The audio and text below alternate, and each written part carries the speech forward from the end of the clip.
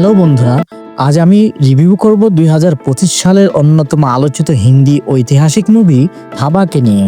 একটি সিনেমা যা আমাদের ফিরিয়ে নিয়ে যায় মারাঠা ইতিহাসের গৌরবময় অধ্যায়ে। কিন্তু এই সিনেমা কি সত্যি ইতিহাসকে জীবন্ত করেছে, নাকি শুধুই দেশপ্রেমের নাটক? চলো বিস্তারিত দেখি ছাবার ভালো দিক, খারাপ দিক আর আমার ফাইল রেটিং। মুভিটির গল্প মূলত ছত্রপতি শিবাজী মহারাজের ছেলে সম্ভাজি ভোসলেকে ঘিরে। তিনি ইতিহাসের এক সাহসী যোদ্ধা, যার নাম ভারতের স্বাধীনতা সংগ্রামের আগেই বীরত্বের প্রতীক হয়ে গিয়েছিল। সিনেমার মধ্যে আমরা দেখি কিভাবে সম্ভাজি তার পিতার আদর্শ ধরে রেখে মুঘল সাম্রাজ্যের বিরুদ্ধে লড়ে এবং শেষ পর্যন্ত নিজের জীবন উৎসর্গ করে দেশের জন্য।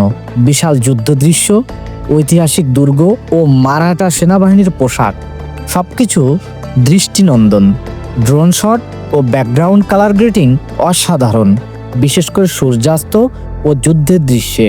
ছবিটির পারফরমেন্স হিসাবে ভিকি কৌশল অসাধারণ অভিনয় করেছেন সম্ভাজি হিসাবে।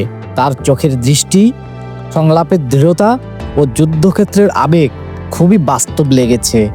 ঐতিহাসিক তবলা ও ঢোলের রিদম একদম সিনেমার আবহাওয়াকে শক্ত করেছে। ব্যাকগ্রাউন্ডে দেশপ্রেমের আবেগ জাগিয়ে তোলে। এটি শুধু যুদ্ধ নয়, বরং আত্মত্যাগ, দেশপ্রেম ও পিতার উত্তরাধিকার বহনের গল্প। সংলাপগুলো শক্তিশালী ও অনুপ্রেরণামূলক। ছবির কিছু খারাপ দিকও রয়েছে। সিনেমার প্রথম অংশ অনেক ধীর, 20 থেকে 25 মিনিট পর্যন্ত গল্প জমতে সময় লাগে। কিছু দর্শকের কাছে এটি বিরক্তকর লাগতে পারে। কিছু ইতিহাসবিদ বলেছেন সিনেমায় কিছু ঘটনাকে অতিরঞ্জিত ও পরিবর্তিতভাবে দেখানো হয়েছে, যা সত্যিকারের ইতিহাসের সাথে পুরোপুরি মেলে না।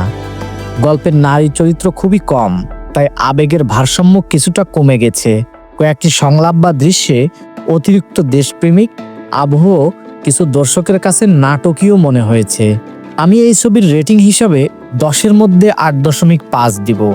ছাবা এমন এক সিনেমা যা ভারতের ইতিহাসের প্রতি সম্মান দেখিয়েছে আর নতুন প্রজন্মকে তাদের শিকড়ের কথা মনে করিয়ে দিয়েছে।